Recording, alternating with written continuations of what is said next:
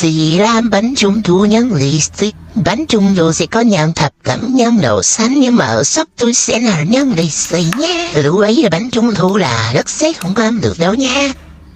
Tôi sẽ chọn một cái bánh ngẫu nhiên. Trong này thì sẽ có lì xì từ 10 cho đến 50k nhé. Để xem anh tôi lụm được bao nhiêu like. Vừa có xì làm bánh trung thu lại vừa có xì nữa.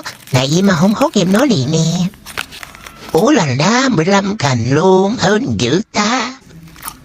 Rồi mãi mốc lì xì có luôn cái MC làm siêu bóng dẻo này luôn nè. Và lại sẽ trộn qua chiếc bánh và chúng ta sẽ có chất xì lên bơ siêu nè. Chúc mọi người trung thu vui vẻ nha, bye bye.